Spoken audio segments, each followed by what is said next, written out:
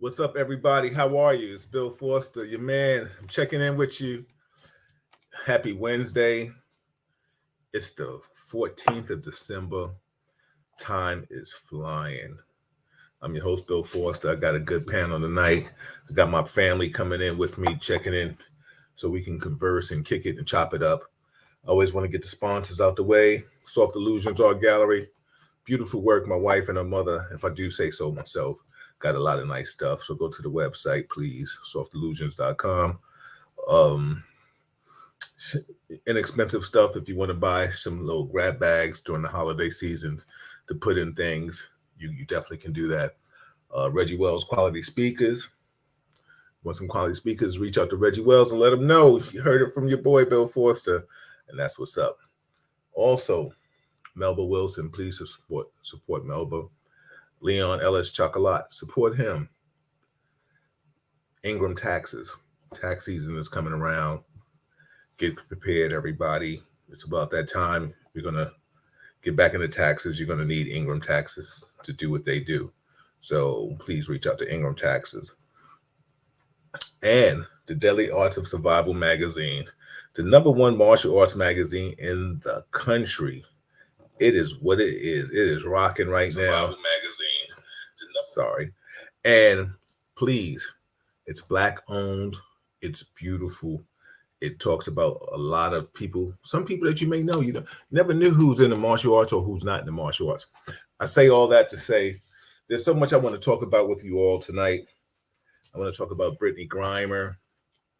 Why some of America hates her because of what the fact that she's free and they didn't release the other gentleman. We'll talk about that.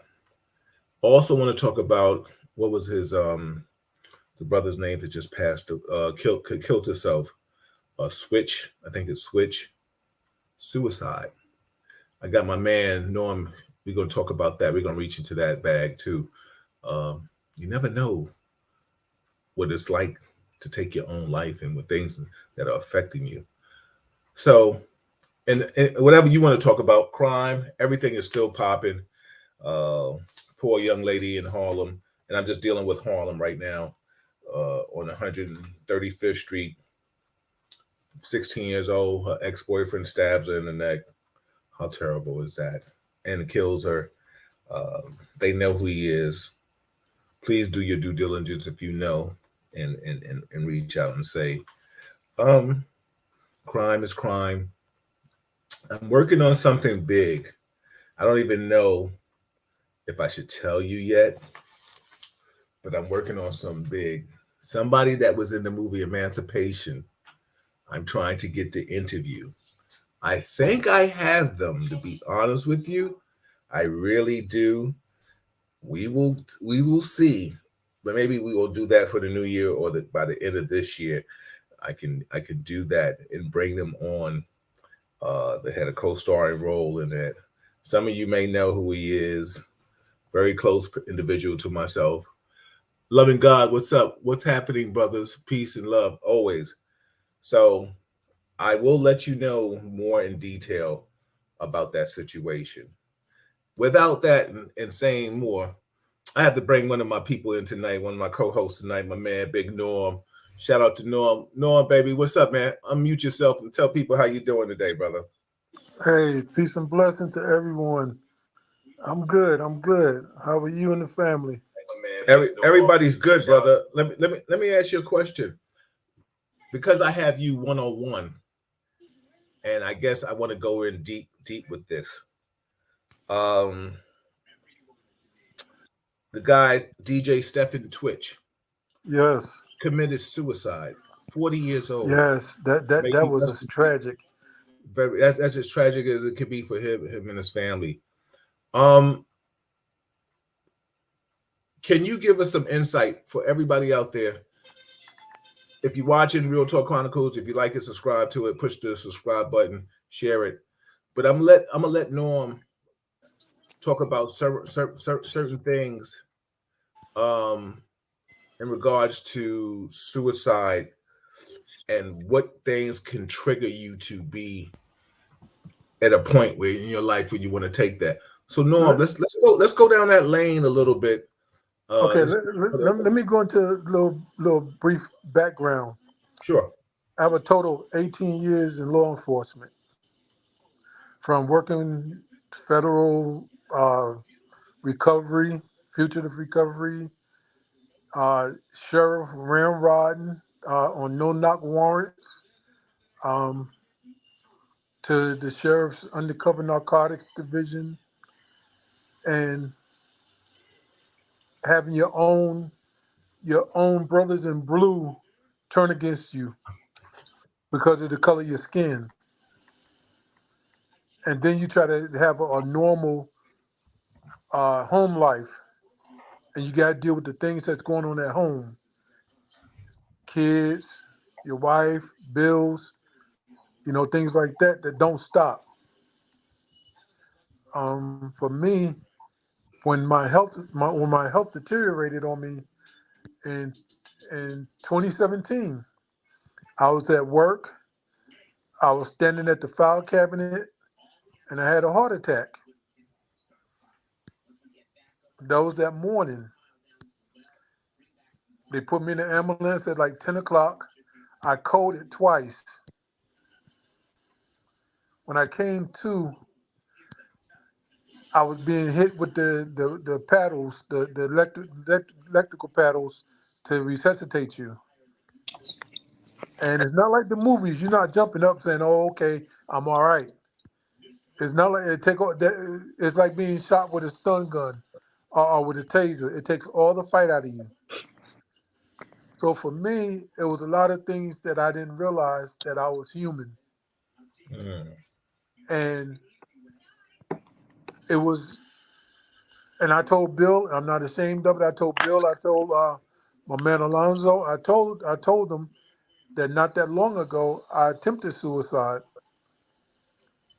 because it just got so much on me. Um, I had too much time to lay around and think and feel sorry for myself. In 2022, no, 2020, I lost my left leg.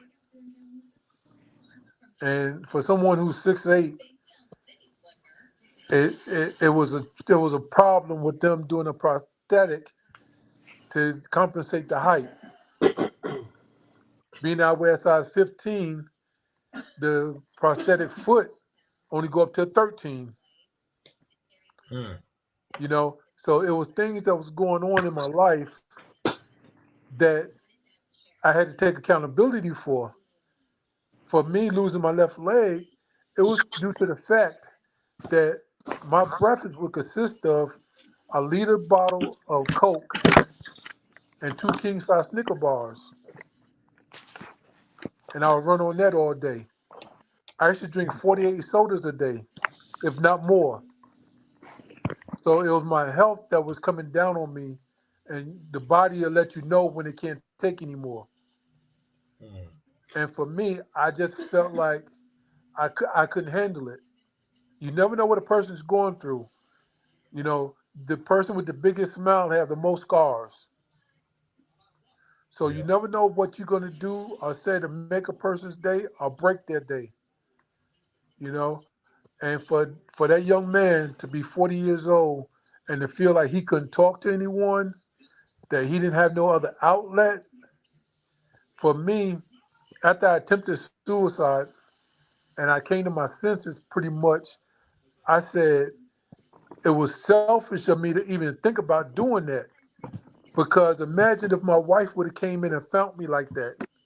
The trauma you putting on the next person. Now for him, he was at a hotel. They say he checked into a hotel, and that's where he committed it at. yes, Think yeah, about the maid service that's coming in to clean the room, what they're seeing. yeah, From my understanding, he shot himself in the head. That's brain matter, skull fragments. Um, Depending on where he shot himself, could be his teeth, jaw. It's a gruesome sight. And I do believe, Bill, I know you've been on some sites where you're like, wow, you know, yeah. I've been on some sites where I'm like, I can't believe another human could do that to another human. But to do it to yourself is something different. But for me, like I said, it was the fact that I thought about it and I didn't want my wife to ever see me like that. You know, I never wanted somebody that I care about to say he was weak minded, that he took his own life. Uh, The the mind is the fragilest part of the body, and it doesn't take a lot for it to break. And I'll tell anybody, when you're suicidal, you're homicidal. wow, wow, And I that's real. thought about it. I thought about the people that did me wrong. I thought about, a police captain that I didn't get along with. I thought I had some devious thoughts, Mm, you know. And I said, well, if I'm going out, I might as well take something with me, mm, yeah, yeah. And I'm glad that he didn't have that type of mind process. I'm glad he didn't think, oh, well, I could kill my wife and kids. Or, if I'm gonna kill myself, I could take them with me.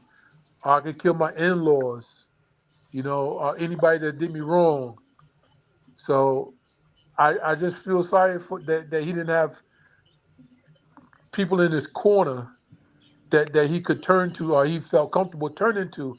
Because a lot of times when you open up to people, they put a stigma on you, they judge you, and that's something that you never know what they'll do or what they'll say. And of Wow, course, none of us want to be considered weak. absolutely. We're going to get in there. Hold that thought, Norman. Everybody, this is Real Talk Chronicles. I'm your host, Bill Forster. If you like it, subscribe to it. This is Real Talk. We're talking with my brothers in arms and in college. My man Norman Davis and my brother Alonzo Buck Moreland, Big Norm. So Norman has divulged to you all, you just heard it right now, this is the Real Talk moment, that he tried to commit suicide.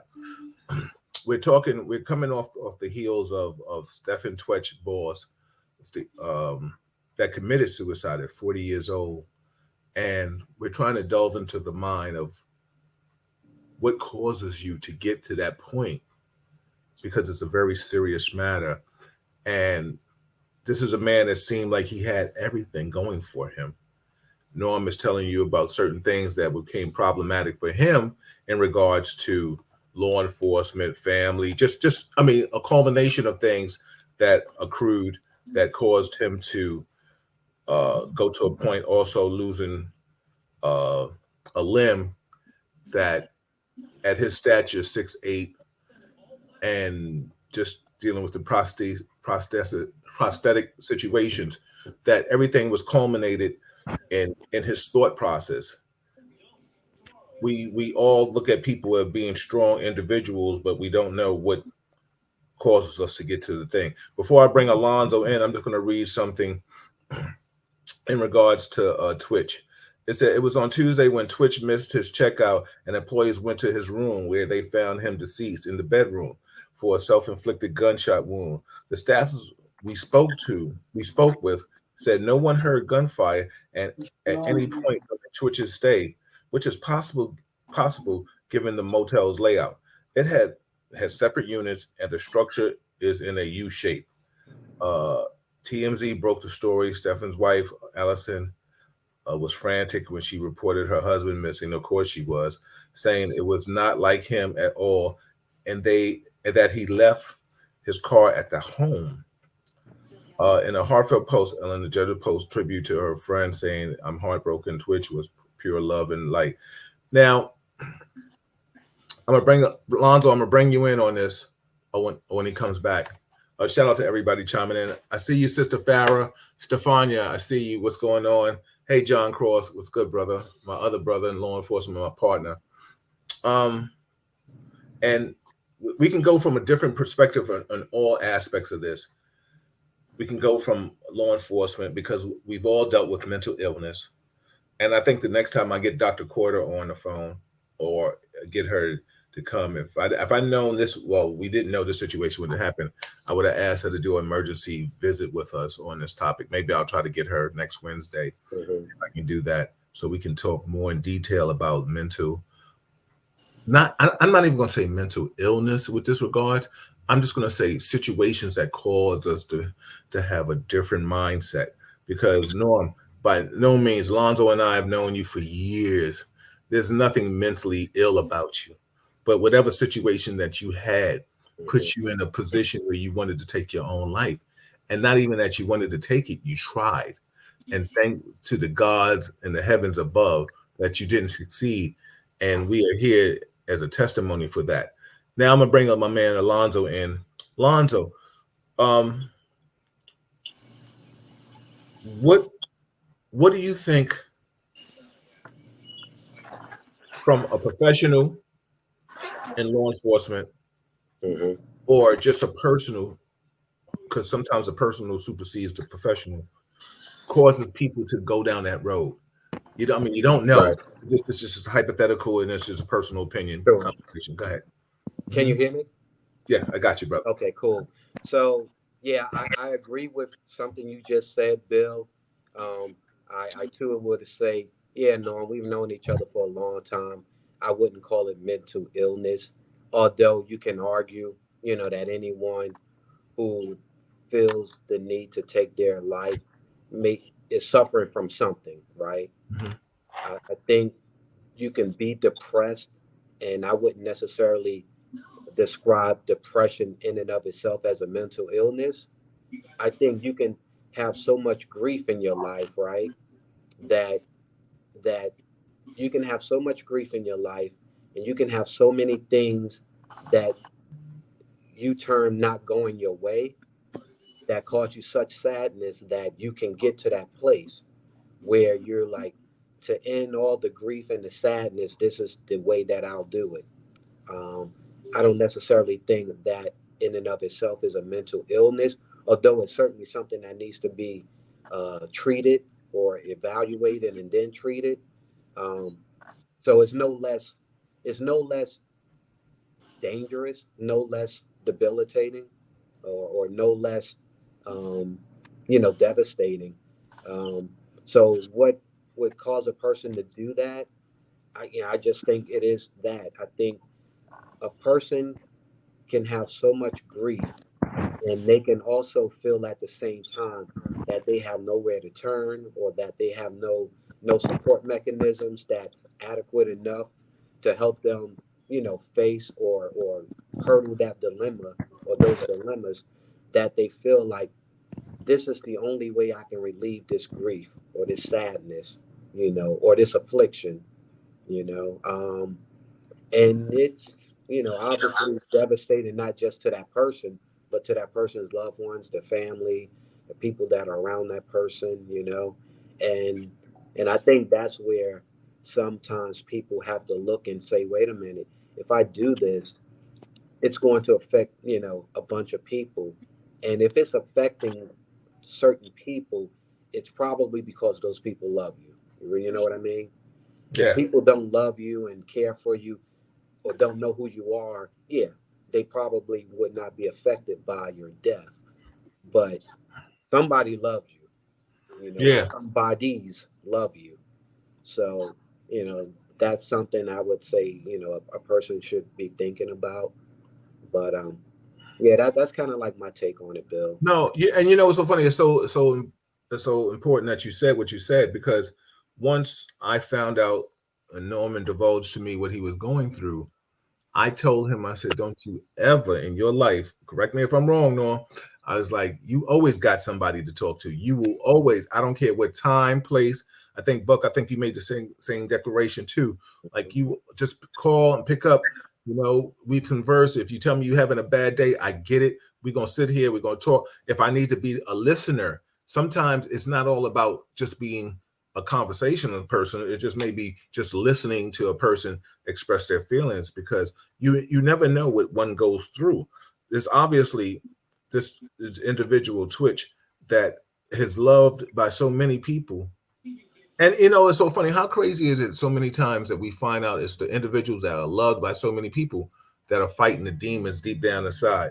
Hold Hmm. on for a second. Alonzo and Norm, take something, because maybe I have Dr. Quarter calling me. Maybe I can try to get her to come in. You Yeah, know? yeah. And while you're doing that, Bill, Can you hear me, Norm? Yeah. Yeah, I'll say this. In reference to that, you can have that grief, you can have that sadness, and and you can have a certain sadness that just don't go away. Like the loss of a loved one. 20, 30, 50 years later, you still feel that loss, right? Yes. So those things, we have to understand. But I think something that kind of creeps into people's psyche that kind of make them susceptible to extended grief and depression is validation, or looking for validation outside of themselves, right? So you hear people say, "Yeah, I just want to be happy," or I'm not with this person because they didn't make me happy, right? Um, I've seen in some cases, in the cases that I know of, where that person's grief never left because they were always looking for validation. They was always looking for affirmation, but they was always looking outside of themselves, right? Yeah, And I see that there have been times when people have committed suicide, and when the final analysis was made, that was a big part of. Hey, they was never satisfied with themselves. They were always looking for love. The translation to me is they was always looking for affirmation. They yeah, were never quite good enough. They was always looking for love from their father or from their mother, and those types of things. And you find that type of mindset sometimes will make you susceptible even more so to grief and very to scary, depression. very scary. Right. Everybody, this is Real Talk Chronicles. I have my co-host Alonzo Moreland, my brother Buck. I got my man Big Norm. This is Hunter College Real Official. And without further ado, I got my cousin, my big cousin in the building, Dr. Marilyn Corder. She's here on the second Mondays of every month. You can listen to her, give you some knowledge. She called, she said she wanted to get into this conversation. It's my pleasure to bring the doctor in. Doc, what's going on? How are you today? Hello, everybody. Good. Look, Good I'm evening. I'm sorry to Good be evening. crashing, No, you but supposed to crash. You got I, crash credentials. Yeah, but exactly. I was just so outdone. The little young man. I have watched Twitch since he was on. So you think you can dance 10 years, 15 years ago, Yes. and it's interesting. I'm not sure what you all have already covered, but some of the folks who you least suspect, who have from the outside looking in everything, fame, money, what looks like love. But, and as I think the gentleman just said, from within, on outside looking in, but within, not complete, sadness. And unfortunately, we are seeing an increased number of suicide over the past 2 years. COVID, of course, caused a lot of sadness and depression and despair, financial issues, but just unhappiness. Now, sometimes it can be brought on by an incident, be it a diagnosis, a divorce. We see a lot of suicide, homicide, suicide. But it's so sad because some people who are so close to them, those folks who successfully committed suicide, may not really understand. What we try to do in the behavioral health world, we try to make sure when we say, "How are you doing?" and everybody, "I'm fine." No, you're not. Tell me how you really doing. Right, right, right. And then whoever it is may say, "You know what? This was excuse my expression, a effed up day." Yeah, right, You right, know, right. and everything happened wrong, and then beginning to lift it off your chest. Sometimes just talking to somebody about something, Yeah, they may not be able to help, yeah. but they And can Doc, just kind of talk about it and steer you in a positive. I had a conversation because we all get blue and we all get sad. I had a conversation with someone who they just basically said, "It's going to be all right." And those are sometimes those 3 words, my 4 words, "It's going to be all right," and can really make you think it is going to be all right. You Can I will. say? hold on, Norm, hold on. I just first I want the doctor piggyback because Doc, I don't know what you heard, but Norman, these are all these guys. These are my college boys. These are my college basketball brothers.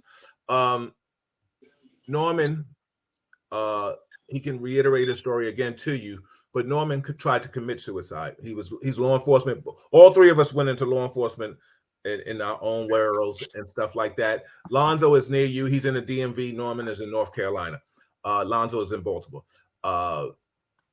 Norman talked about, having health issues, getting his leg amputated, and then dealing with the job, the stressful part of the job. I mean, Lons can contest to this. I can contest to this.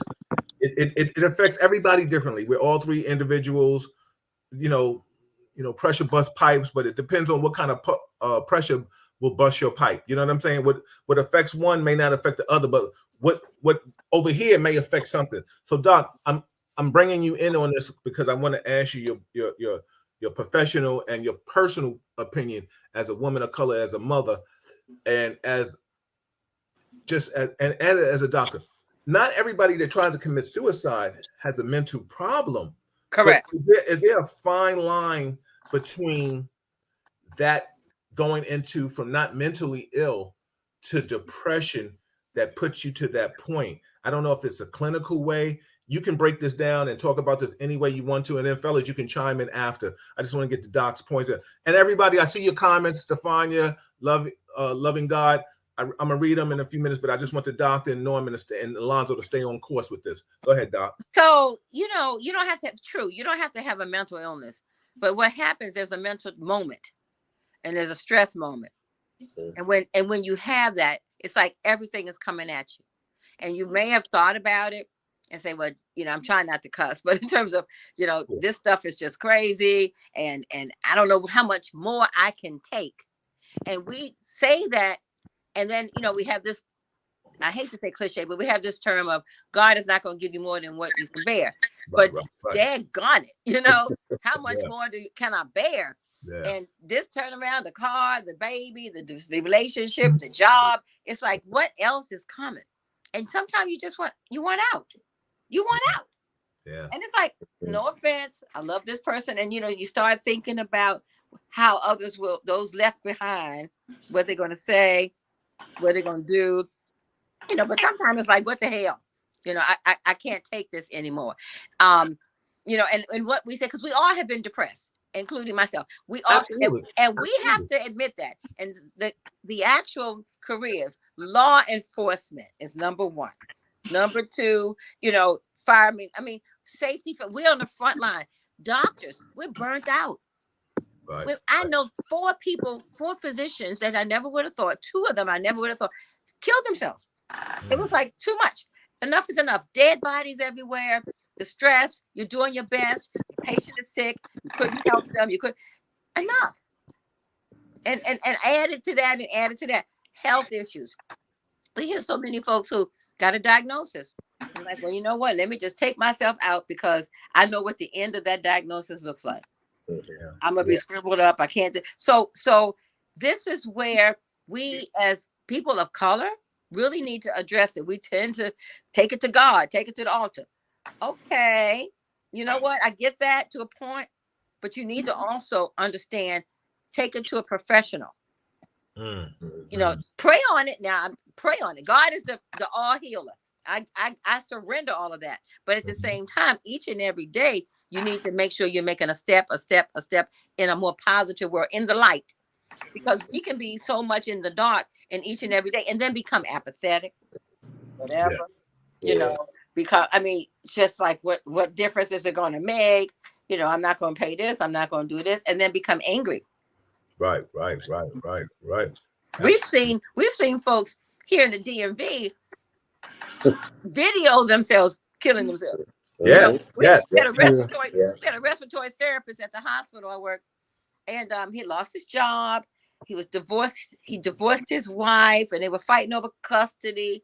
Then his girlfriend, who turned out was pregnant after a while, said, they got into a heated argument and said, well, you ain't gonna see this baby. I'm gonna do like that. Well, he videoed him going to kill her, and then said, and the next person I'm going to is, and he said, this is your day. He knocked on the door of his ex-wife and said, this is your day.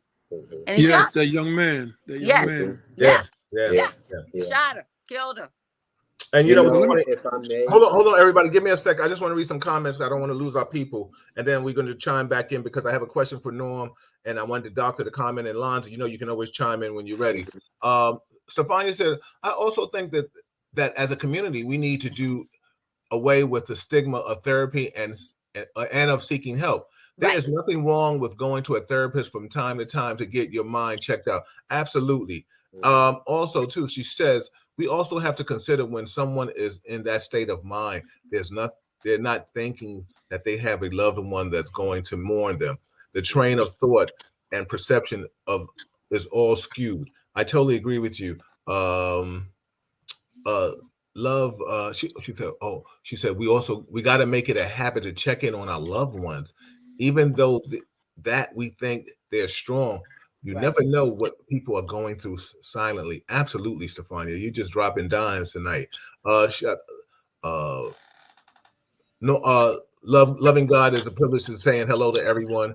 Appreciate you. Appreciate everybody chiming in. Like I said, if you like it, share, subscribe to it. Loving God said a prayer meeting sounds like a real intervention. However, us gentlemen have been persecuted. It's not good for our image. That's a good point. You know what I'm saying? We're talking about masculinity and being macho. Norm, what the doctor was saying, how much did that resonate to home? Because I know you, I know Alon's, Buck, we're all macho dudes. We're all macho dudes. So when you're going through this health issue, did that take away? Did you think like that took away the middle section and like I ain't big Norm anymore? You know what I'm saying? It was that happened in 2020 when I lost my leg. But when I had the heart attack at work, it was the fact that I had my heart attack that morning. By the afternoon, they had somebody in my place. Wow. You see what I'm saying? Yeah. So it was like, yeah, it was like, you're expendable. And I'll tell anybody, if I was suicidal without alcohol and drugs, imagine what I would have been if I had alcohol and drugs in my system. But because when I lost my left leg and we was having such a problem with the prosthetic, being at 6'8", I'm just glad I wasn't overweight at that time. Because when I see that's another thing. When I got shot, it took a lot out of me. It took a lot out of me. And then when you go for help with this COVID, there was no doctors available. But if you shot somebody on the job, IAB will send you to the psychiatrist. Yeah. Yeah. You see? So, but when I go to them, oh, well, you're on disability now, so your insurance don't cover X, Y, and Z. And I'm like, but okay, I'm on disability, but you're taking out for the union. Medicare and all the other things that they take Right, out. Well, they were still taking out for the union, for the PBA. All right. And I'm like, okay, well, where is this money going that I can't use it? Mm-hmm. And with COVID, you finding out who you really married to. You finding out who you living with. You finding out your kids that you just not getting to know. And it's just a lot that you like, okay, it just get to be a lot. Thank God, I didn't have any financial issues, but it was just the fact that I'm not Big Norm no more. Right. You're not the provider and everything and all the things. I get it. Yeah. No, hold that thought for me. Hold that thought. Lons, I want to bring you in this because you as a supervisor at times in your career in law enforcement, and a lot of times we know, like the doctor has stated, being first responders, sometimes it can be overwhelming, like the pressures and stuff like that. The long hours, the lack of empathy that people have for us, just especially on top of that, people of color. You know what I'm saying? Because it seems like we're always held behind an 8-ball because of just our ethnicity. We'll talk about that later on. But my thing is, what will be some of the checkpoints that you would do if, say, one of your employees came to you and was like, "Yo, Captain Marlin, I'm going through some things," because what's so funny, Doc. Alonzo, Norm, we all know that speaking up to some is a sign of weakness. Yes. It shows a vulnerability that people do not want to expose. You know what I'm saying? Mhm. Like, it's all right to cry if somebody punch you in your face and you get mad. They'll be like, "Oh, he's out of rage. He's going crazy." It's another thing to cry at a funeral. You know what I'm saying? Like Dr. Corder. I don't know if she knows this. When our grandmother passed away in 70, I think it's 79, right, Marilyn? 79, January 79. 79. I didn't cry until my father passed away in 96. So, you know, all that was built up, not to be broken. But when he passed away, I cried so much. I cried like a baby. I couldn't stop it. You understand what I'm trying to say? Because whatever that plug was on that toilet, you know what I'm saying? Or that sink that pulled and let that water go, it couldn't stop. Let me tell you something. Sometimes you need that. Things right now will push a button, and I'll be like, you know how you get that emotional thing? Yep. You know what I'm saying? So I just want to I want you, Lons, to speak on what would you do in regards to somebody who came to you in regards to feeling blue about certain mental things, and then Doc co-sign it, or what would you think would happen? Yeah. So I've actually had those types of situations frequently. I haven't had a coworker or a subordinate say to me, that they had thoughts of suicide. But I do know that when somebody's going through something, like in our case, an injury, an illness, and in the police profession, depending on where you work, injury or illness may put you out for a period of time, right? And so the They're first going to thing take you your start guns. thinking about They're going to take your is guns. Yep. right. The first thing you start thinking about is your job security. Hey, if I'm out for 3 months, are they going to fire me? You know, and so when I've had those situations, the first things I do is I make contact with that subordinate, right? And I make contact, with my company phone, and then I make sure that they have my private phone number, right? In the first conversation, I'm talking to them. I'm saying everything that I know how to make them understand that this moment is about you. I'm here for you. I'm calling you because I'm concerned for you, right? I want you to know that whatever you need within my power, I'll provide. If you need more time off, I'll make sure you get it. If you need somebody to take you back and forth to your doctor's appointments, you're going to get it. If whatever you need, we're going to make sure we provide. And then in that conversation, I'm telling you, yo, don't worry about your job. Don't worry about anything like that. You worry about getting better. I'm going to be checking on you, and I'll give them some time slots. I'll say, I may check in with you every week, or I may check in with you, every 2 weeks. Or you make sure you tell me when your doctor's appointments are, and I'll check in with you after your doctor's appointments or before, depending on, what we agree on, right? My whole purpose is to make sure that they understand that not only am I behind them, but I'm walking beside them. And all the supervisors that work for me, right, they're doing the same thing because we really want you to understand that you have support. Yeah. So that's like the biggest thing. That's so funny because I think as men, and Doc, you can talk about this from a woman's aspect too. We look at reaching out to each other as a sign of weakness. It's a shame, especially I think the older generation like us, we don't, we've kind of tried to embrace it a little bit more now. But the bottom line is everything has been, I can do it. I can do it. You know what I'm Do saying? it on Like your they own. made Don't wait for songs, help. I can bring home the bacon. I can fry it up in a pan. Everything, so even women have this problem.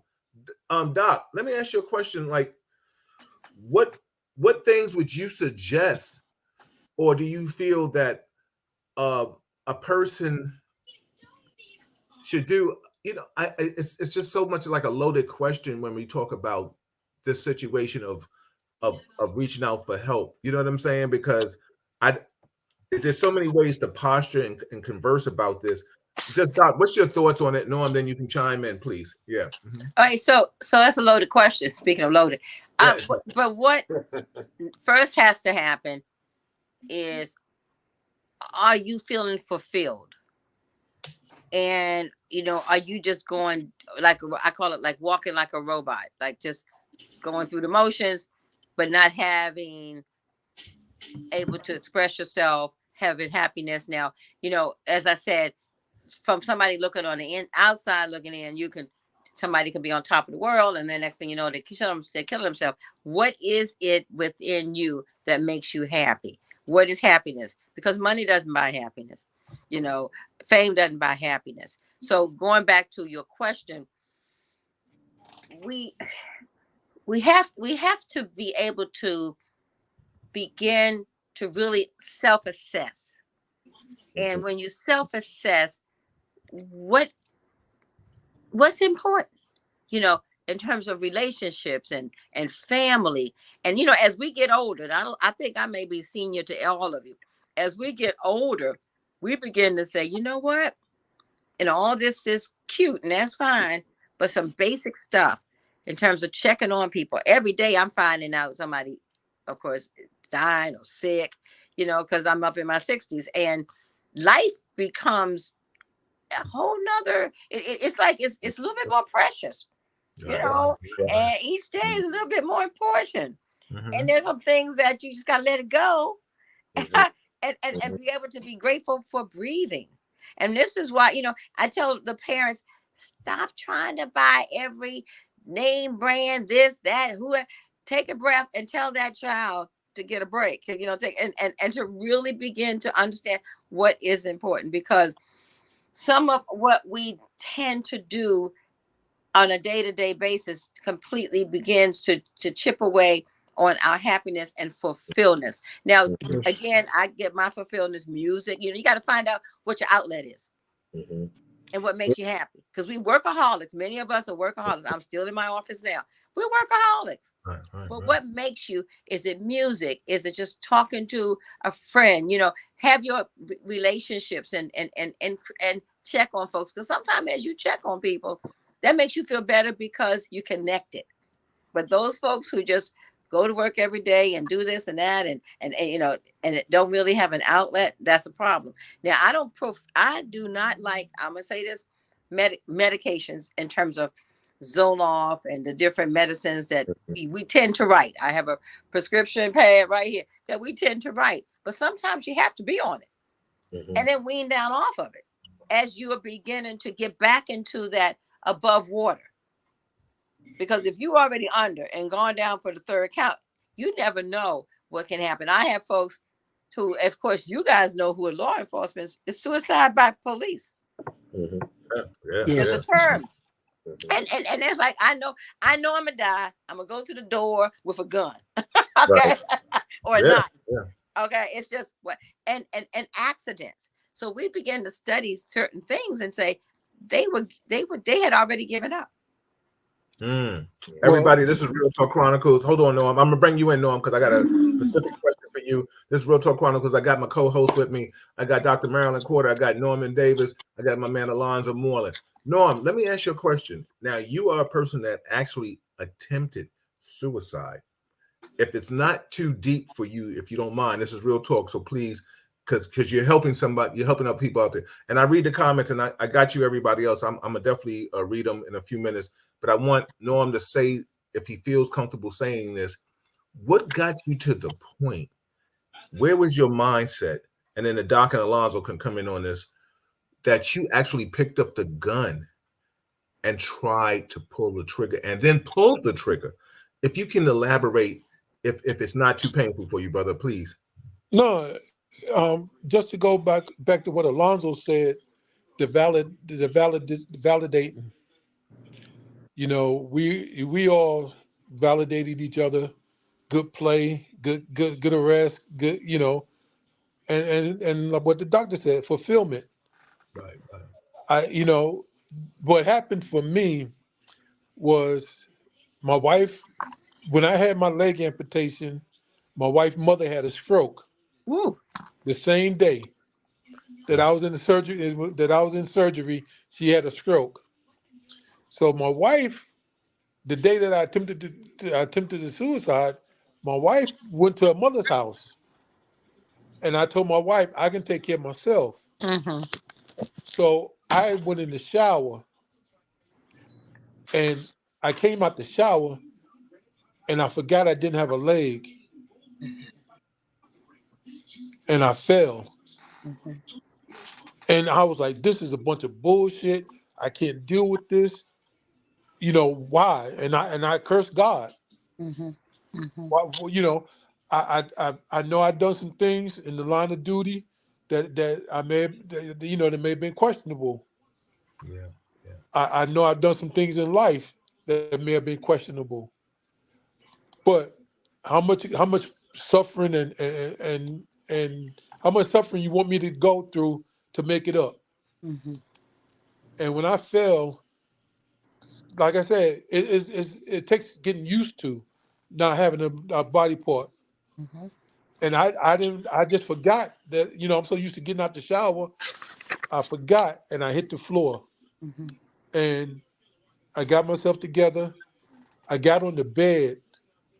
I took the bag and put it around my head. I put the gun in, with suicide, hit that stem cell in the back, Mm-hmm. it's over. So I said I was going to do it that way. Put the gun in my mouth, had the bag over there, click, didn't go off. Mm. I said, ain't this a bunch of bullshit? I can't even do this right. Wow. Yeah. Yeah. And I laugh at it now, but then I said, okay, I'm going to get this right. Did it again. Another Wow. click. I said, man, now this is a 38 revolver. They don't dry fire. They Yeah. don't dry fire. And I said, something is going on. Now, either I don't know. I said, okay. Then I came to myself, I looked at myself, I said, damn, how can I do my wife like this? Mm-hmm. Because she'll come in the house and come upstairs and come in the room and that's the first thing she's gonna see is me on the bed like this. I cried, I Mm-hmm. cried, I cried. Sometimes I cry now because I get Mm-hmm. frustrated. It's the frustration. When I after I got myself together and came to my senses, I Mm-hmm. called a few people looking around for mental help. Mm-hmm. Oh well, with COVID, we're 4 months behind. With COVID, we can't do this. You got your insurance is great, but we can't take you right now. If we get a space open for you, then we'll let you know. It never dawned on me to call the suicide hotline. It never dawned on me to call a brother and said, "Look, I'm going through something right now. I'm having a moment," because my pride was still there, where I didn't want nobody to know what I was going through. It wasn't nothing bad because my wife stepped up. I can never take nothing from that. My wife stepped up and she went above and beyond, Mm-hmm. you know. But it was me because even now, some mornings I get up, or if you depending on depending on what you eat, you don't want to take your leg off and then got to get up and go run to the bathroom. Absolutely. You Absolutely. know, Mm-hmm. so it changed a lot of things with me for the good, some for the bad. I try to take it where I don't let things get to me anymore. But I still, to this day, have not had professional mental health. And for us as black men, we don't feel like we need it, or we feel ashamed to ask for it. But I think I called you, or you called me. Somehow Yeah. we got in touch, and Yeah. you was like, and I told you what was going on. And I never wanted people that I care about and I love to be disappointed in my actions. Right. Mm-hmm. Right. Right. So that was one thing for me. But then I look back on my years in law enforcement on how they can do you so dirty, how they can just say, well, you just an expendable body. Mm. When I got shot, it was because, policy and procedure. Yeah, yeah, When yeah. you do a no-knock warrant, that's just what it is. A no knock warrant. When Yeah, you do a knock warrant, you don't stand in front of the door, but yet they wanted me to stand in front of the door because I was the biggest. yeah.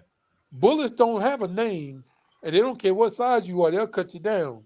Absolutely, absolutely. And you know what's so funny, Norm? I appreciate that testimony. It really, and I hope anybody out there in RTC land is listening. Maybe you can use this and share this to somebody else. I'm gonna bring the doc and the lawns in on this. Um, what's up, everybody? I see you. Let me just read some comments real quick. Cousin Kendra said, Dr. Cord is on point.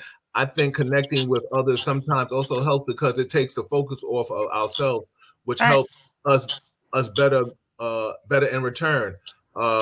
Sharon said Dr. C was right on point. I see you, Melvin. What's going on, brother? Loving God said, I appreciate your experience in peoples, Mr. Forster. I see you, Mo. Shout out to Rochelle. I see you. He said, it also seems, Loving God said, it also seems as though without a godly praying groups to go to, everyone is grasping at the world, maybe to throw them away.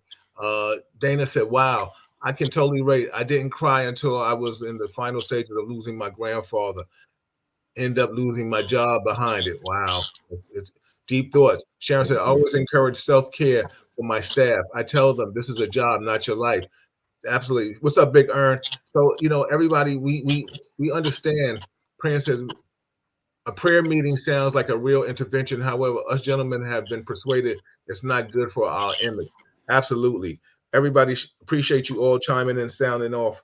Hey, Go ahead, hey, Lon. you know, Yeah, Dr. Porter said something early when she was talking, and she mentioned parents, right? mm-hmm. And I'll tell you something that's really helped me is things that my parents did for me and Mm-hmm. helped me do for myself when Right. I was younger. And I'm gonna go somewhere with this real quick. So Good. for me, when you and I was running real heavy, I lost my younger sister. Mm-hmm. We were both in our early 20s, right? Yes, That was sir. real devastating for me. Now I've lost three siblings prematurely, and each, was hard in its own right. But that one was particularly hard because we were so close in age, and we were just hitting our groove as brother and sister, right? Mm-hmm. Mm-hmm. I went into a deep depression. I didn't know the name at that time was depression, but that's what it was. Mm-hmm. Found myself behaving in ways that, just wasn't me. I've always been an orderly, kind of mellow type of person, but Understood.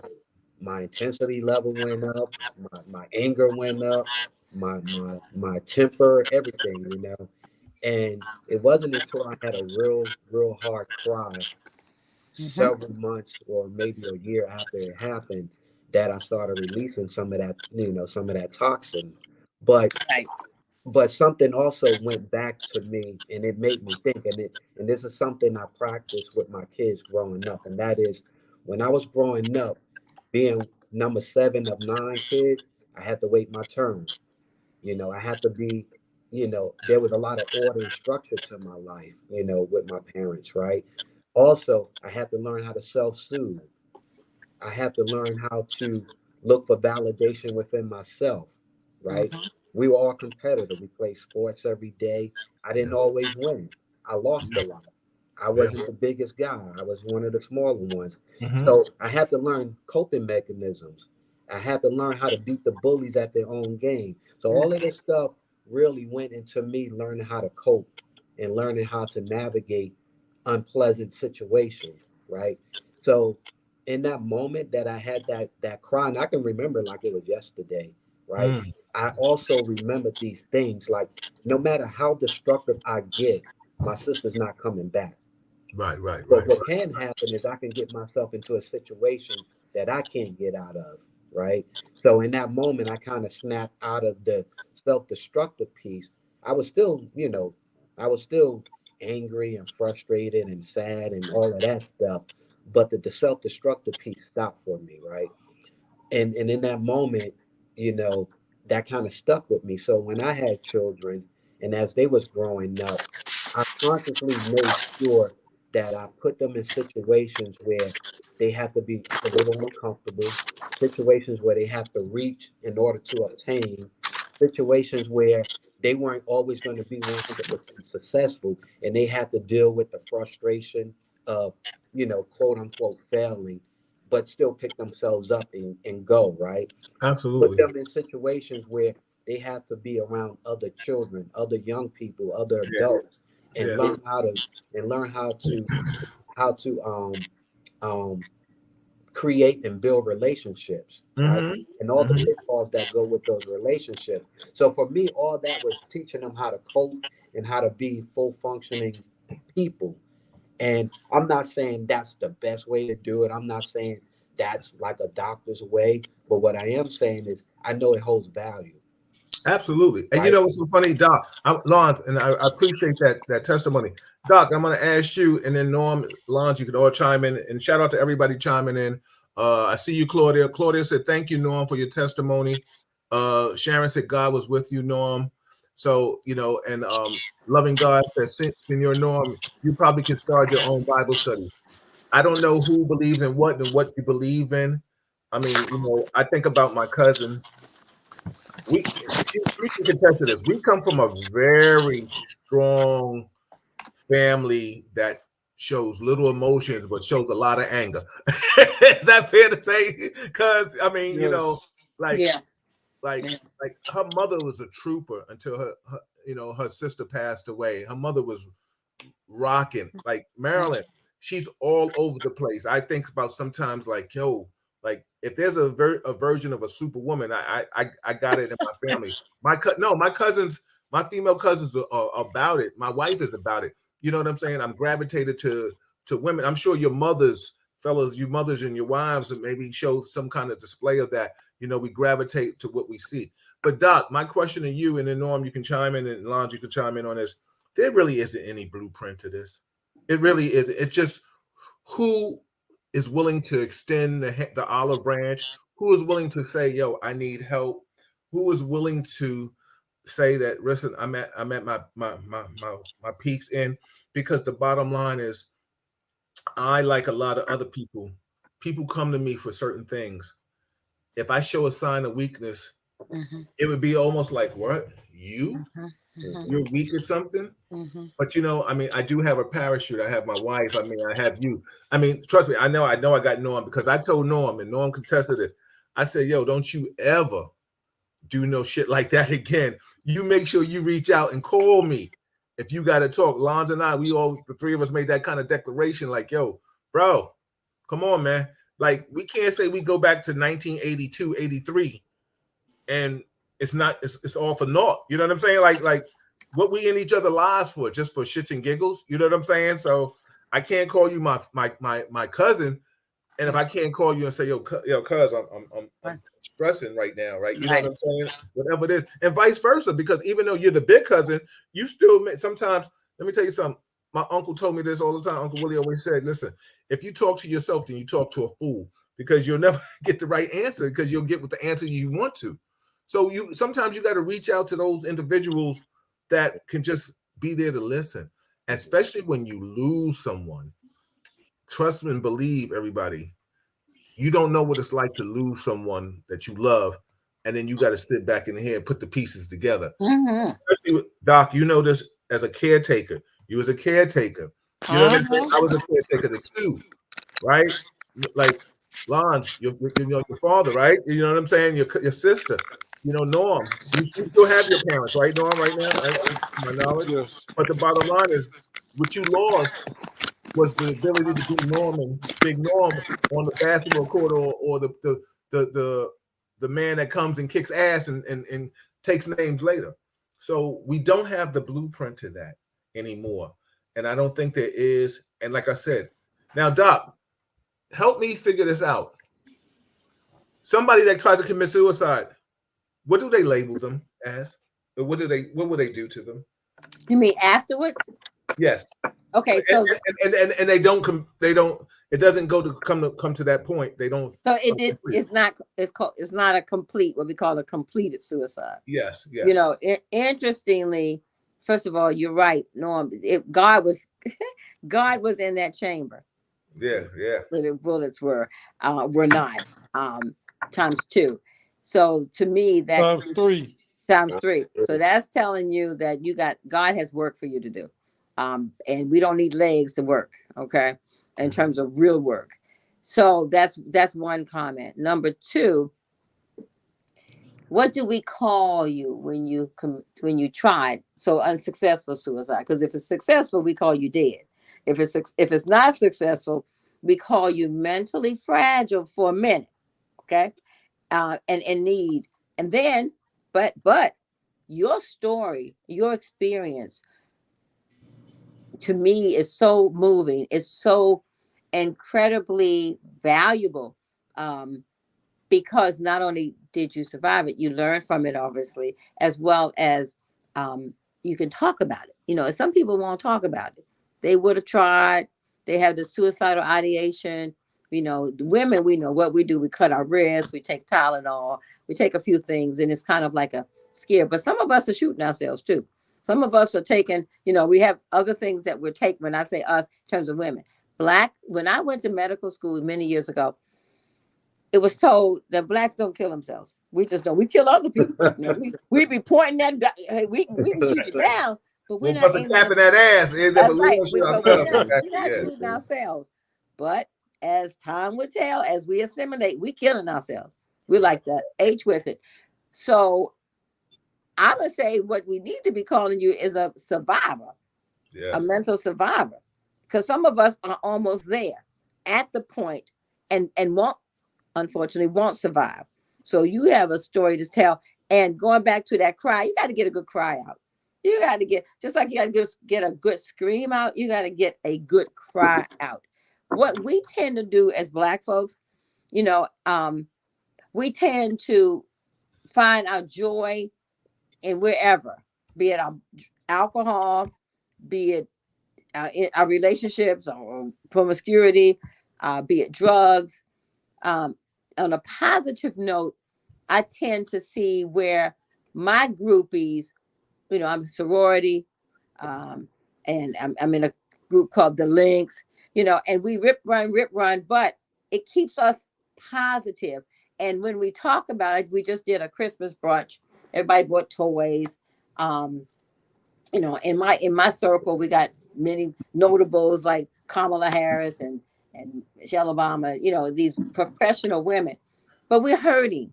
As we talk, but it's like, well, we can't really show because we have all these titles.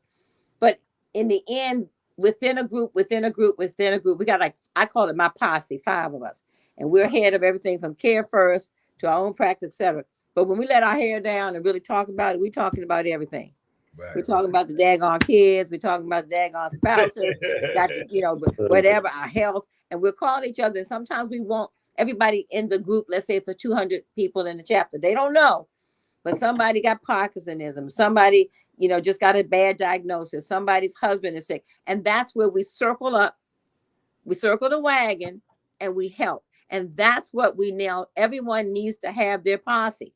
And that's what we call ourselves, your posse, wherever that is. That could be in the barbershop, that could be in the church, that could be wherever, but it's not a formal thing, but you must have it. And now we have the technology that, I'm so old and I didn't know how to use the group, except now I do.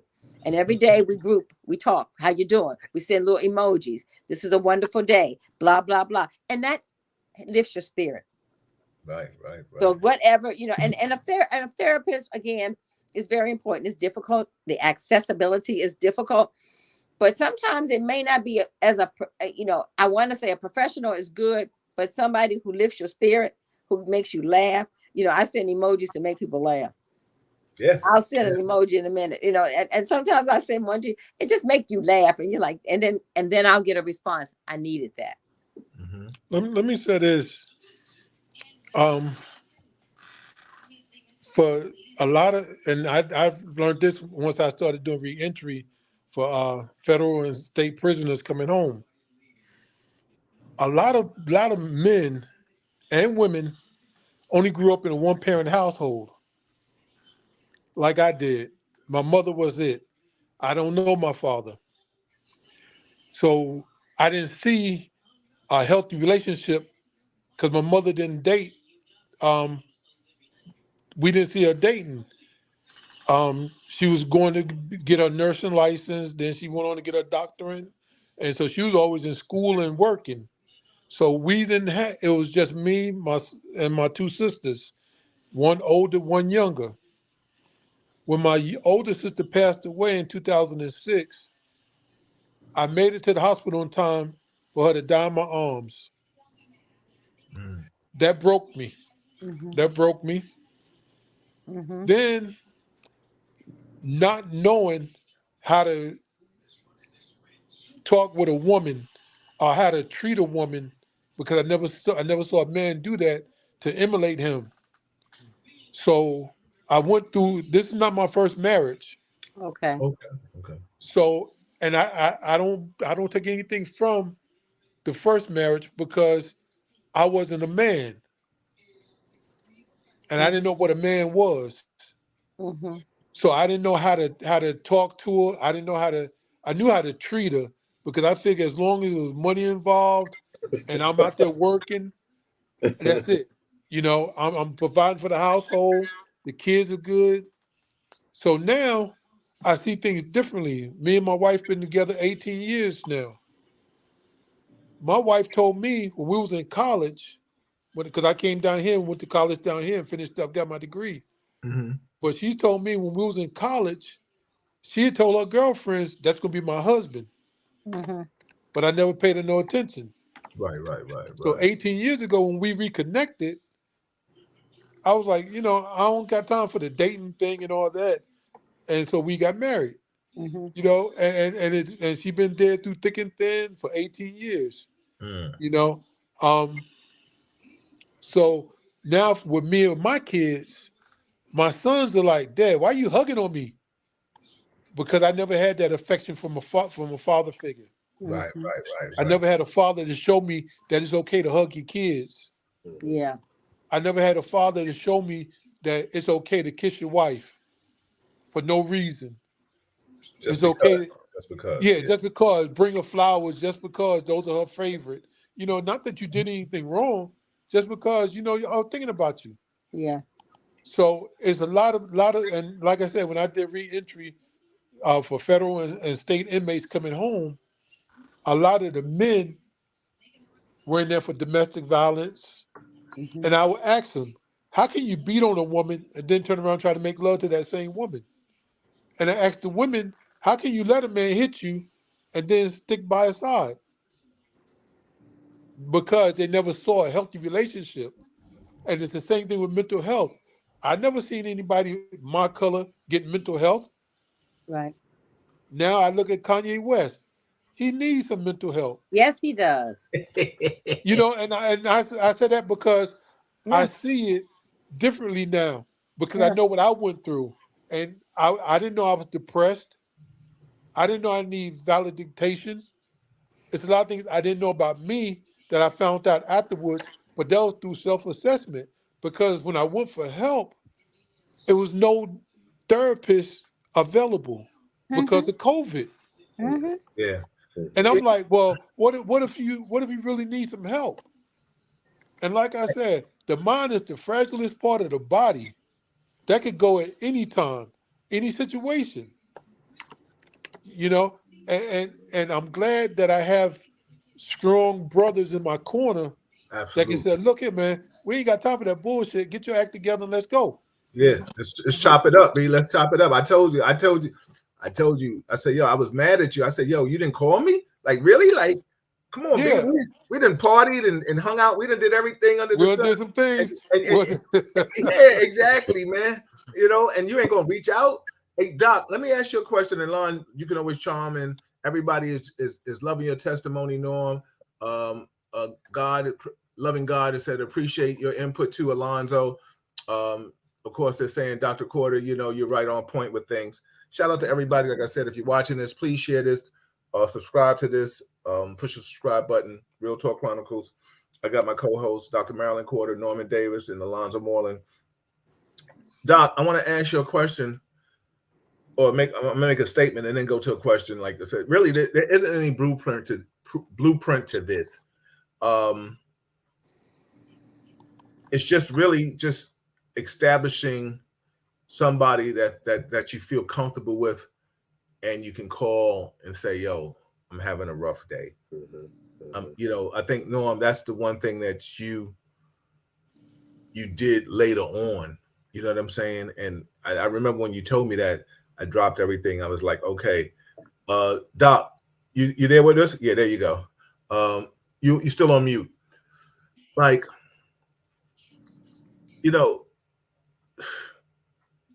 Doc, I don't even know what to say. I'm kind of speechless with this. Can you hear me? I'm sorry. Yeah, we got you. I just think it's so sad. You said something earlier too about us people of color committing suicide. Are the numbers of us going up in the suicidal situation? Go ahead, make your call and you can get back to us. No, I'm good. I'm just going to take this off of my call. Yeah, It comes to my phone. She's a multitasker. Ain't she good, y'all? I told you I'm still in the office. So it's going up, but it's so underreported. It's majorly underreported. So it's been up, if that makes any sense. And as my other job of lecturing for, I have a professorship for 3 colleges and the medical students, and I tell them, you have to listen to your patient. One of the things we have to do, us as primary care docs, et cetera, we still have to be the mental health providers. And you don't have to be a psychiatrist to understand depression, crisis, and all of that. And I've seen patients that I know they would have committed suicide if I didn't take the time to sit and talk to them. My transgenders, my young people who are having issues with the girlfriend or the boyfriend, or who've been bullied, or they go through what we had never thought about in childhood. With they having been sexually abused and having so many things. But you have to, what I tell the parents, what I tell the teachers, counselors, etc., know that person, who they are. And when you begin to see changes and begin to see withdrawal and begin to see other things that's coming out, something's going on. That's a ticking time bomb. And when you see that, you got to tell somebody. Just like we just had a killing down in Virginia. At the Walmart. And Walmart was one, but also at UVA, the football players. Yes. One of my staff, let me tell you how close we were. One of the young ladies who work in my office knew a young lady who dated him the 2 weeks before. And he said to her, I feel like killing somebody. Well, what did she do? She said, well, I ain't going back on a date with him. But that's all she did. Okay, so she was like, it ain't going to be. And she didn't think anything of it. But it turns out he was being bullied. So at the end of that bus trip that came up to Kennedy Center, they went to the same show you went to, Bill. Yep. Okay. And drove that little charter bus back down to Charlottesville. And that fella had had enough. Not right, not saying it was right, but he was at that point. And he shot the 3 folks who he felt that were bullying him. So comments and things, and I'll share this with you even publicly, because one of our uncles, I'm not going to say who, obviously it wasn't your daddy, it wasn't my mama, you know the rest. Okay, I got one of our uncles, all of a sudden started acting different. Yeah. Started acting mean towards his sister, who's my mom. She don't take that, okay? Yeah, absolutely.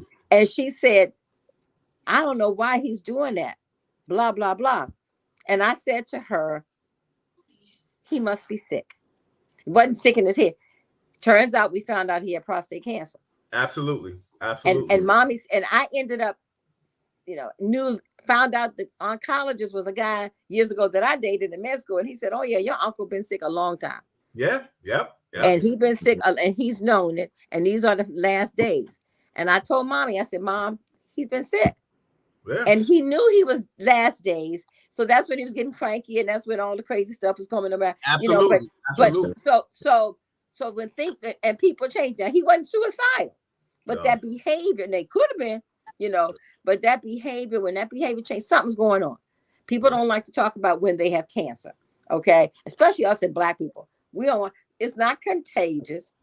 that's the thing that you need to do is talk about it for both, as I am also a geneticist, because you want to know what runs in the family, but also to enjoy these whatever days, be it last days, long days, to enjoy those folks, your loved ones, your family, and not turn on them and not, have this attitude all of a sudden. Because we're angry. Of course, we're angry. Why me? But when the family can know what's going on, they can support you. I wish I had known long time before for my uncle, because I love both my uncles, well, all three of my uncles, and I wish I had just known, and I would have said, it's okay, uncle, and it's okay, and we can do this and we could do that. And I didn't even know that the oncologist was a dear friend. So it's like, but we just live in our little cocoon and our little privacy, and we so proud, but it ends up eating away at us. But because and this is a real Foster moment right now. When my father was sick, my uncle that you're talking about was sick. None of them came to you and told you that. No, they didn't. You know what I'm saying? So how proud are people of color? And maybe this is for those out there that's listening, and you can share this with other people to let them know. Listen, no matter what ethnicity you are, please reach out and share something, because we carry so much in our shoulders and on our backs. Yeah. And in our personal stuff. And Doc, maybe you can just talk about this real quick. I know you always on time restraints, and I appreciate you chiming in with us. So, but talk about this where holding one thing can lead to another, i.e., blood pressure, diabetes, stress, stroke. Maybe you could elaborate on that. Like sometimes you got to relax and release and say this shit. Sometimes you just got to say, I don't give a damn. Right. I want to use the other word, but I just trying to be nice tonight. You know what I'm saying? But go ahead, right. Doc. Elaborate on that. Lons, Norm, you can chime in anytime you want. But you better, because if not, you hold it in, you tense up. I now tell folks, and it's funny how I'm getting older. I tell these young mothers off. I tell everybody off, and I just said, forgive me, but I have no filter now, because it's like it's stupid. And that's what I tell them. I said, that doesn't make any sense at all. I do cuss a little bit. My staff said, would you stop cussing at me? I'm like, well, if you do your work, I don't have to. I know that's HR mess, etc. But I'm in my private practice. But meantime, I'm like, what the hell did you do that for? That didn't make any sense. But meantime, just going back. and of course, one of these young ladies, and bless her heart, I took care of her mama, who's now a outstanding principal in DC. So I cussed her out, made her go to school, cuss your ass out, etc. I'm second generation cuss you out. That's right. And keep it real. Your grandma and I were like this, okay? She sent your mama to me for me to get her straight. Now your mama sent you to me. So what we have to do, the stress, the release, and the honesty and the transparency. I know now we all know once, like if something happens and you talk to somebody about it, it kind of gives you a relief. It's kind of, it's like we call it venting, but you know what? It's called let you breathe. And it is venting. Right. And it helps you. Now that person may not be able to help you, but at least you feel they holding that burden with you. Okay. It's like they holding that big package with you. Yeah. And they may be able to lead you to some relief and some, conversation. And down the road, what was so bad that you thought was so bad that you almost gave your life for, or what have you, it's no big deal. It gets smaller and smaller if you give it some time. Yeah. I have that situation. Hold on, Lons, I'm going to let you come in, Lons. I just want to give a public service announcement. Everybody, this is Real Talk Chronicles. That's Dr. Marilyn Quarter. That's Alonzo Moreland. That's Norman Davis. I'm your host, Bill Forster. Subscribe, share it. Listen. This is going down a rabbit hole, and we all went down a rabbit hole chasing the rabbit. We weren't scared of this conversation, and by your comments, you wanted to go there with us, and we appreciate that. I'm just going to read some comments, and then Lons, you can come in. Rochelle said, like I said, why would I tell someone that would laugh or talk about it to everyone? Confidential is also a big factor. Absolutely, Claudia. Shout out to Our Lady of Lords, Claudia, in the building, my childhood friend. She said the other side of that is when you tell your family and nobody wants to help. So they don't tell because they don't want to be excluded. Absolutely. Rochelle also said, when people tell you that they are tired, exhausting, and healing, people tell you get over it, blah, blah, blah, and don't follow up with kindness. Exactly. Yeah. Let me read some more comments. Claudia also said the other side of that is when you tell family. I read that. Excuse me. Rochelle also said, when people tell you that, oh, okay, I read that too. Let me just go back. I'm just Put your glasses on, Bill. I got my glasses on. I'm just trying to listen. The screen move, baby. The screen move. Yo, time don't stand for anybody. The screen don't either. Time don't stand for no man. But you know what's so funny? That means we're doing something right because people are talking and it's moving. I see you, Paula. Rochelle said when people okay. Sharon said this was a therapy session. I really appreciate this discussion. Thank you. Thank you, Sharon. Sharon works. She does her thing. I will not divulge what she does, but if she does, she wants to tell. She always. Loving God said, without God, the full potential is never realized. Yeah, it definitely. Dana said, wow, this is deep, Mr. Norman. Shout out to everybody chiming. Please subscribe, share it. So this is on YouTube. Just share it to your Facebook pages. Let people see it. Let them know this is a therapeutic session. I wanted to talk about Brittany Griner, but I feel like I would be cheating this session tonight on what we're talking about because this is so positive and around the holidays. Yes. Everybody, listen what I'm trying to say. And then Doc and Alonz, I know you want to come in. I will get up and give you that time. Around the holidays, this is the time when people have the most problematic situations. They can't provide. They can't give gifts for their families. Some people, some men or women can't feel that they can't do certain things. And it's almost like the easy way out. Not in your situation, Norm, but some people take, Oh, yeah, the holidays. Yeah, they take the easy way out. Because I've heard people, and then, we got the doctor and Lons and Norm. You could talk about this, but I'm gonna let Lons come in. I've heard people that have committed suicide. I know people that have committed suicide, and I've spoken to their families, and they were mad at them. They were talking about it was such a selfish act. It's selfish. It was such a selfish act.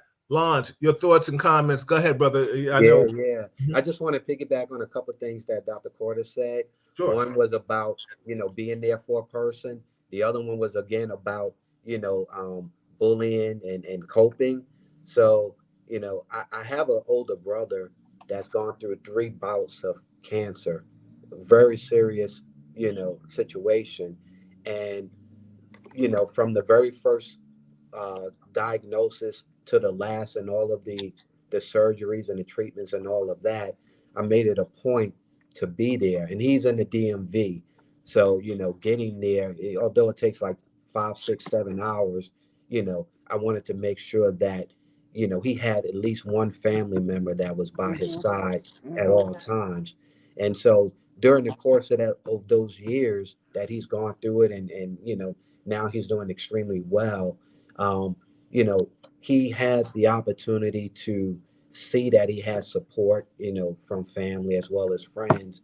But also during that process, I was able to see him at his lowest in terms of physical health, but also able to see him at his strongest, when he was at his lowest in physical health. And, he divulged things to me that we never had an opportunity to talk about because our age gap. But the bottom line was he knew he had someone there, going through the journey with him. No, I wasn't physically ailed like him, but going through the journey with him. And, and we've talked a lot and I still visit, a lot. And, we've had those conversations that made me fully understand that he appreciated me being there because it didn't allow him to sit. And Lonzo, you're there, Lons, you coming? Okay, there you go. We got you, Lons. You're one of how many again? 9. Yes. So I mean, I know the age group must be crazy, but the bottom line is to still be a sibling and then have that thing because I mean, Dr. Corder can contest to our family, like we stated earlier that our uncles, our ancestors didn't reach out to her and tell her. Now we got a world-renowned doctor in our family, and nobody reached out to her. Right. I'm true testimony, real talk right here. When I had my spine surgery, almost paralyzed. When she found out how extensive that was, I cussed your ass out. Excuse me. She did. She gave me the business. She said, "Don't you ever have something this serious and not let me know. She said, yo, there's phone calls. I can check in. You know what I'm saying? Like, Mm-hmm. and you know what's so funny? She was so right. Absolutely. Shame on me. Resources. You got them at But your you know, disposal. And I've always been a person about nepotism and stuff like that. But the bottom line is, when we get into our feelings and we start talking about, oh, I'll take this. I don't want anybody to know I do this. So Norm, like I get it.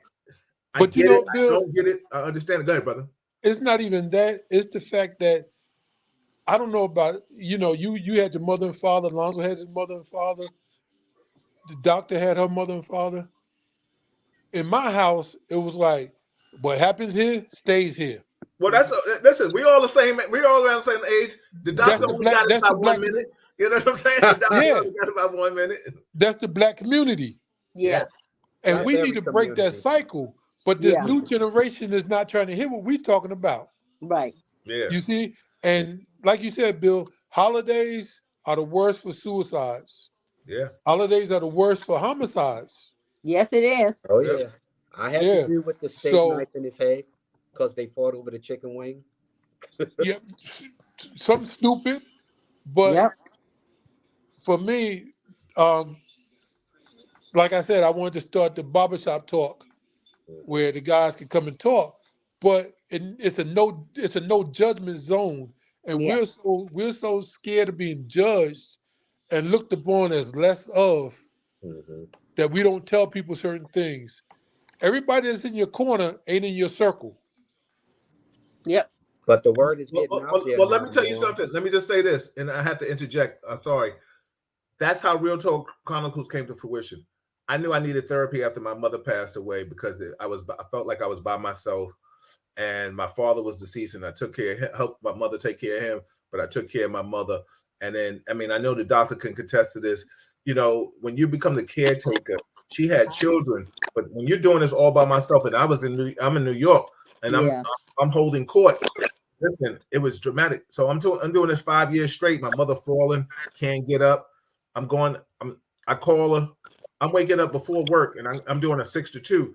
I'm calling her in the morning at 4:30, and she's not answering. I go over. She's on the floor laying in her own feces, and I'm like, "Yo, this is crazy.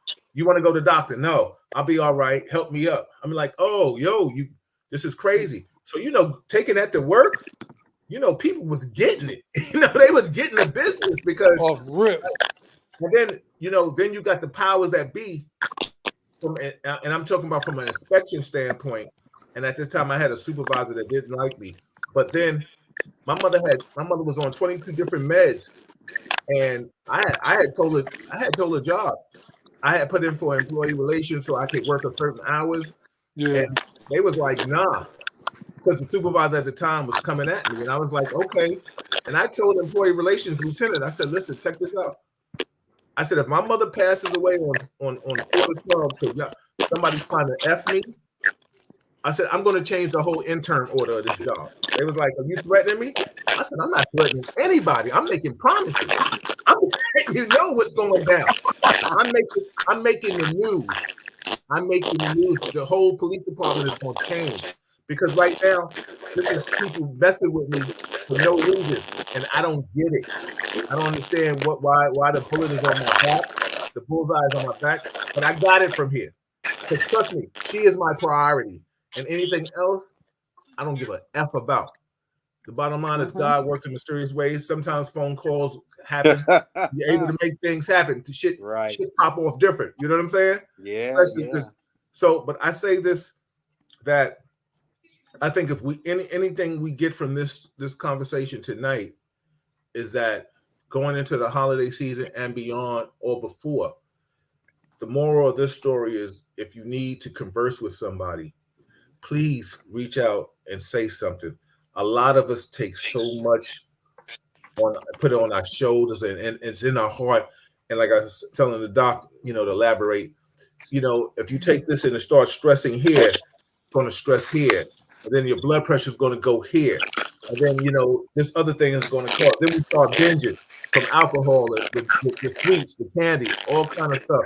And the next thing you know, we in the hospital, and all them problems that we had, somebody else got to take it because we can't do anything about it. Before we get out of here, Alonzo, I want you to give some positive affirmation. Like I said, I want to talk about Brittany Grime and thing. We can come back and talk about that, but this is so positive. It would be doing injustice to talk about her right now. Alonzo, give us some positive affirmation. Sure. I'm I'm gonna let you close us out on some positive affirmation. Alonzo, Doc, and Norm, and then we can get out of here tonight. Doc, I appreciate you chiming in. We said you was coming back, but this is, I guess you heard about what we was talking about. You had to come in and do your thing. Let me read some comments before we get out of here. Sharon said, Bill, I went through the same thing at my job when my daughter was waiting for a heart in the hospital. Exactly. What's up, D? How are you? Facts. We all need a hug. Absolutely. Rochelle, caretaker is something that nobody understands until they actually live it. I take care of both parents until they pass. Thank you, Lucky. My man Lucky's in the building. Great show. He says, great show. That's what's up, everybody. Rochelle said, my next chapter will be speaking around the world on this and other subjects. Absolutely. Rochelle said, Claudia, that's right. I'm devoting my next life level to encouragement. Everybody, please share this. Claudia said, true. That's why we need to find a small group of people that we can trust, and that will support us. Absolutely. Loving God said, imagine if everyone here took a young, at-risk child and adopted them in with the knowledge that you all have. Well, you're going a little far with that. I mean, we all want to. that one. we all, I'm gonna have to bring this back to. I'm gonna have to bring this back to some humor now and shit. We all care, but listen. And nobody ain't trying to adopt no little demon child and shit running around the house. Have to bust his little ass. Just add some humor to this shit. Just add some humor to this shit. Rochelle said, like I said, we need to tell somebody that would laugh or talk about it with everyone. Confidential is also a big factor. Claudia said the other side of that is when you tell your family and nobody wants to help, so they don't tell because they don't want to be excluded. That's it, everybody. This is what it is. It's Real Talk. Please subscribe, share to it, help build the content, help keep me motivated and in the zone. I'm in the zone with it. My people are in my zone with it. Lons, give somebody said thanks for a great show. Thank you, everybody. Lons, give us some positive affirmation before we get out of here. I mean, we could do one more show on the next Wednesday if you guys are with it. It's up to you. If not, then we can fade to black. You know, just know next Wednesday I'll be in the hospital. Next Tuesday I'm having total knee replacement on my right knee. Okay. Well, I'll be speaking to you Monday and Tuesday morning or whatever. You know. Yeah. Well, hopefully I'll be able to prayer session before you do that. Yeah. Well, we're gonna talk Monday night. How about that? Sounds good. All right. Don't act like it ain't gonna be happening. We're gonna talk, motherfucker. I'll climb that mountain and shit. It could be Wednesday too. It could be Wednesday too in the hospital room. Oh, listen. You don't worry about it. I said Monday was going to be the last, but the only reason why we was having a nice flow and conversation, but I may fade to black for Wednesday, but we'll find out and see how you feel. Or I could bring just Lonzo and see who else. Rochelle said, love this. You are a comedian and your tribe. Absolutely. We out of control. So, Lons, give us some positive love. Whatever you want to say, brother. You got as long as you want to take, man. Please. Tiny piece of advice and then some affirmation. And it goes back to what the doc said. And I truly believe this. Do whatever you can, however you can, to teach your loved ones how to affirm themselves and teach them how to cope with life's, flows, ebbs and flows, right? Start young. Make sure, your kids learn how to, fend for themselves, do for themselves, soothe themselves, but still look to others, for help when they need it, right? And then, affirmation, I don't care who you are in this world, where you are in this world, what your status is, how high or how low you are. Somebody loves you. God loves you, and you have somebody or some bodies that love you. So at your lowest, still understand that you are valuable and you're loved. Absolutely. Norm? Yeah, just to piggyback off what Lonzo said and the doctor said, but first of all, you just had a comment about that we're comedians. That's why comedians are so successful because all they're doing is taking life issues and making fun of them. If even in their own life, like Bernie Mac, the great Bernie Mac, when he took in his sister kids because his sister was on crack, and he talked about the kids. Yeah, We all, life is a joke.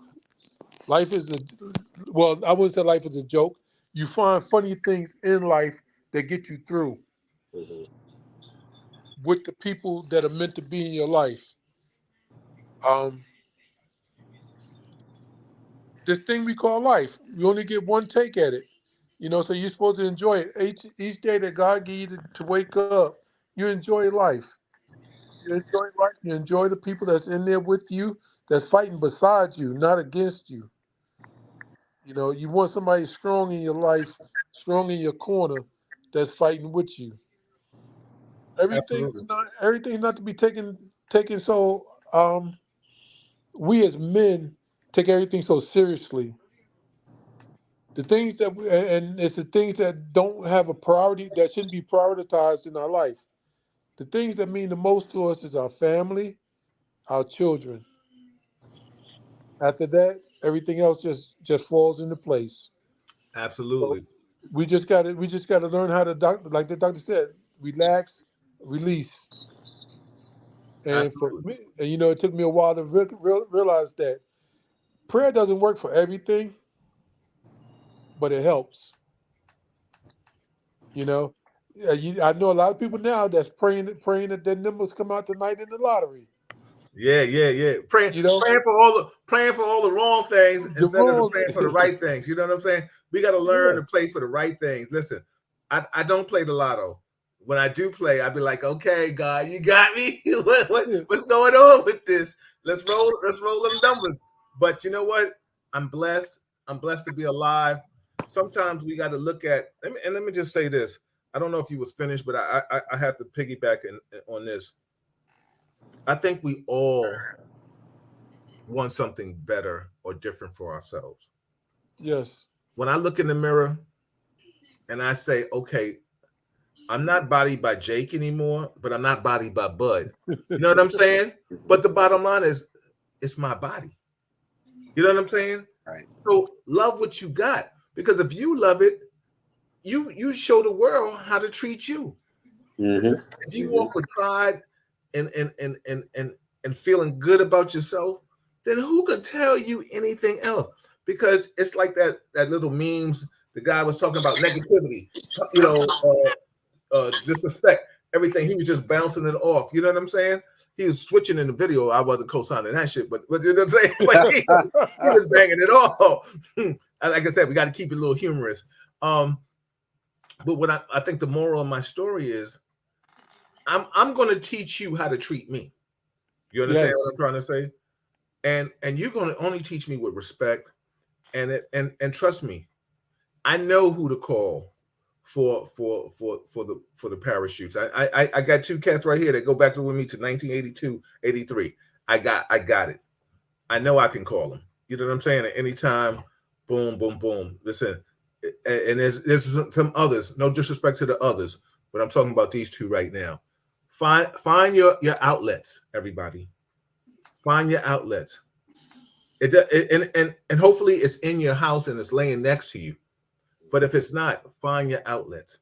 Once you got your outlets, you can deal with a lot of things in this world, because I think this show turned into a saving grace for those out there that need us, and we've all become vessels tonight, along with the doctor, to be a support system for anybody else. Like I said, I really hope people share this and let other people hear what's going on, because maybe this might inspire somebody. Because rest in peace to DJ Switch, a dancer, a husband, a father, at 40 years old. Listen, at 40 years old, there was no way in hell I was thinking about suicide. I think about everything else. You know what I'm everybody. saying? I was thinking about everything else. So to be at 40 years old, to be, i.e., as I guess we consider rich. You know what I'm saying? And you've taken your life. Look where we all at right now. Shout out to D. I see you, D, in the building. You need to talk to me, Bill. I believe this is a great platform to share and educate. I'm ex-law enforcement, and I appreciate your podcast. Thank you. I appreciate that. Shout out to D. You know, we got everybody chiming in from ATL, DMV, North Carolina, New York. We got everybody all over the place. Everybody, I appreciate you. Monday, I'll be here. I'll be chopping it up with Lenny Green or WBLS. We might talk some stuff. But for all those that wherever you are in the set, we got, I think, Rochelle, I know you're somewhere far and safe, but we got people all over. Thank you for the support. Real Talk is a beautiful thing. D, you know how to reach me. Holla at your boy. Lons, Norm, I'm glad you told us. Lons, he tried to slide the little operation in, but Norm, you did tell me that before that you was getting an operation. So as I say, Malik always laughs at me. My fault, your mistake and shit, because I forgot. But you know, I want you to remind me again. So we'll talk again. We'll talk Monday, or we'll talk before then. Everybody have a nice weekend. You know, I'm doing a brunch party. Still be careful of the three, you know, the flu, RSV, COVID, but still come out to the brunch party though. I ain't gonna come out to the brunch party. Have a good time. Yeah. Lawrence, what you got going on for the holidays, man? Always about family, man. Yeah, family. Gonna keep it local though. Gonna stay home where it's safe and just enjoy the family. Right. You know? I think we may go to a couple, take a couple of small trips, a couple of days here and there. Absolutely. Yeah. Norm, what you doing for the holidays after that knee? You gonna be laid up? No, I can't stay in the bed. I gotta get up and keep moving. Just they told me what I need to do to keep it so I don't get infected, and probably just enjoy. Well, I know I'm gonna enjoy family. My little man just turned 2. Oh, that's right. Your godson, right? Pop. Nah, my grandson. You know what I'm saying? Your grandson. I'm sorry, your grandson. Yeah. Yeah, my little man turned 2. So me and him, we always get together and have a good time. My daughter, it's good. Life is good, man. So we're just gonna enjoy it. I told my wife I don't want turkey, so we're gonna do turkey wings. And we, getting our meal together, and just, that's about it, Bill. Just enjoying life, man. Just enjoying life, and grateful to see another one. Yeah, absolutely. Everybody, this is Real Talk Chronicles. Wait a minute. What are you and Malika doing for the holidays? Man, I'm gonna be laid up in the cut, man. I'm gonna be watching at 12 o'clock. Malika knows she got me from 6 a.m. to 11:59, and then once some games come on, I'm a rap dog. I'm popcorn and potato chips on the couch, and until it's dinner time. I think we're gonna keep it real cute and quaint, and it's cool because I think I've never been a holiday person for reasons that I just didn't like them when I was growing up. So I mean that's a whole nother conversation, but I never really was big in the holiday. Malika has kind of brought me out of that little doldrum, and I've kind of enjoyed the holidays a little bit more. I will say that, but she's trying to get me to put up some Christmas decorations. I don't know about that, but you know what I'm saying. But if she does it, I applaud it. I co-sign it. I really do. But I think I'm feeling festive within myself because I don't need people to make me festive. You know what I'm saying? But if I'm feeling festive with myself, I might try to catch me some little cartoons. I might see The Grinch That Stole Christmas or something, or Mr. Heat Miser, Freeze Miser. That'll always make me happy. You know what I'm saying? Right. It's the simple things. Oh, Malika said, "Norm, I'm making steak and seafood for Christmas dinner." Yes. Right. Baltimore ain't that far from Philly. That's absolutely, Captain. That's a simple meal because I told my wife today. I said, I want some seafood pasta salad. Yeah. What's up, With a Janet? J-Lo in the building. I see you, sis. Listen, you want to eat that pasta salad where you suck up the linguine and the shit slap you in your face and get on your glasses or some shit. You be Yes, like, oh sir. shit. Oh. Yes, sir. Yes, sir. That's the best way to eat it. Absolutely. You gotta get a little sloppy, and then don't wear white though. Wear some dark colors and shit. Yeah. You know what I'm saying? Yo, everybody, Man. this is Real Talk. That's Alonzo Moreland. That's my college dude. That's Buck, aka Buck. That's Big Norm. That's Norman Davis. And I am Bill Foster, aka B Fly, on this one, baby. On the check-in. This is Real Talk Chronicles.